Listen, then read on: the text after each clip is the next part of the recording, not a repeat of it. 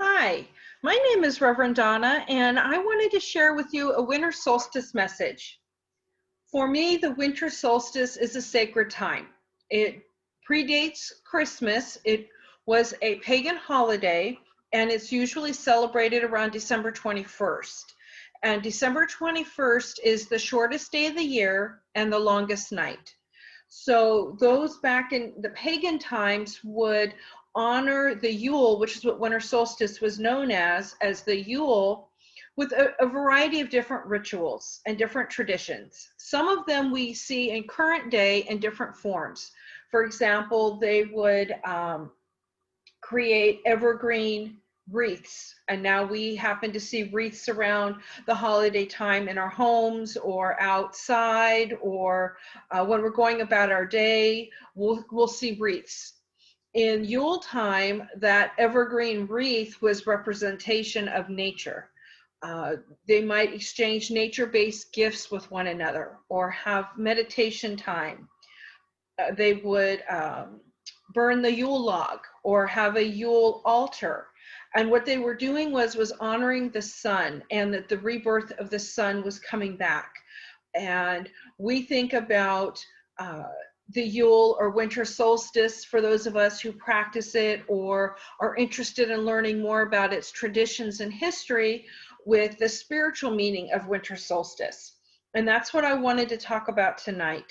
The winter solstice is a time of rebirth. It's a time of self-reflection.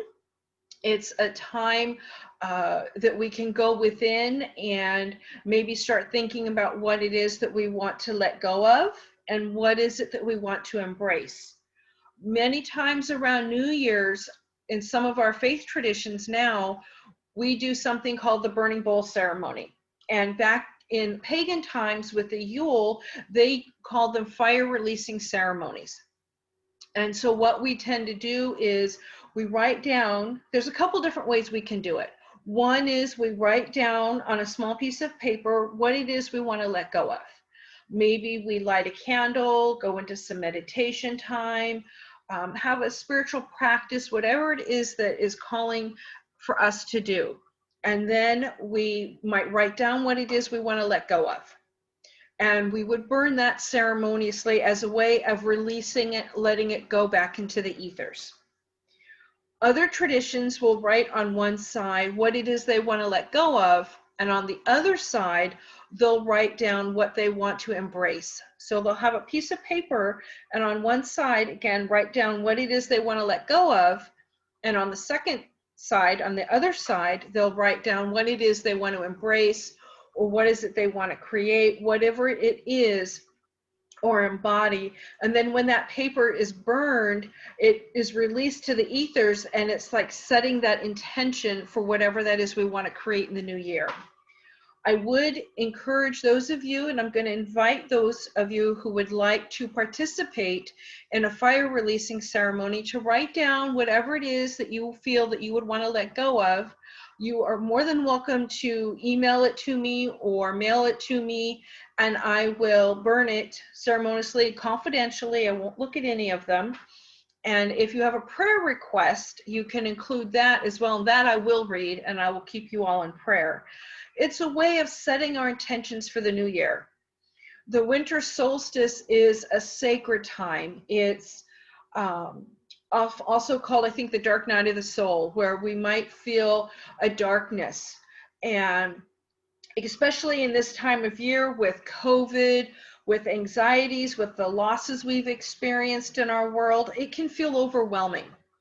So I'm going to encourage us to take a look at the winter solstice this year and see a little bit more of how we might practice it in our world. How it is that we might honor the goddess moon, the moon energy, how we might recognize and give thanks for that which is that we want to experience in our world. I'm going to do a separate message on Christmas Eve that will talk about the Christ consciousness and the birth of the Christ. So for tonight, I wanted to focus on the winter solstice and the sacred richness of this tradition, of the rituals that, for many of us, it gives us a sense of peace, a sense of reconnection to a higher power.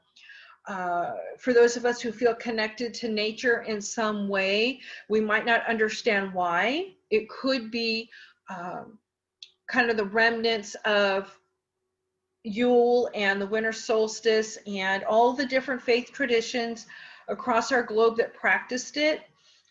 Paganism, pre-Christian Germanic. I believe the Yule log comes from Norway, for some of their mythology. There's a variety of ways that we've honored the sacred during this dark night of the soul, during this dark time. If you think about the winter season, it's a time of slowing down, and it's a time of turning within. Utilizing candles and natural light. It can bring a sense of calm and a sense of peace to us. And I wonder sometimes if that's just stemming from those past days and years of practicing the Yule, of practicing the winter solstice, of practicing the divine in a different way. I really want to thank all of you who watched this or listened to this message tonight, but I'm hoping that your takeaway is unique to you, that it's an opportunity to utilize one of our oldest traditions, which is the Yule, the winter solstice, the time of getting back to nature, of honoring the light, of honoring the darkness, of honoring letting go, and allowing that dormant time in winter to start to create what it is that you want to experience in the next year as we prepare for spring and new life. But the winter time is a time of self-reflection. It's a time of turning within. It's a time of reconnecting to the truth of who we are. And I absolutely know the truth of who we are is love in action. I absolutely firmly believe that that unique spirit that is who we are, that light that we are, is the divine having its way through each and every one of us. And through the ancient traditions of the Yule, of meditation, of getting back to nature, of reconnecting, gives us that opportunity to recharge our batteries, especially now in this time where we may feel even more alone or isolated because of social distancing and quarantine and all of these other things that we've been asked to do to keep us all safe and healthy. Please, please continue to do those, and maybe utilize this time to get to know yourself on a deeper level, and let go of some of the things that maybe aren't serving you anymore. I think of Frozen 2 at this time in the winter solstice, and the song about into the unknown, that we're going into the unknown sometimes when we go into inner reflection, and to listen to that siren, to listen to that voice within that's calling itself forth. May you do so in love. May you be the light that is reflected through you, as you, and back to you through others. I wish you a very blessed winter solstice. Namaste.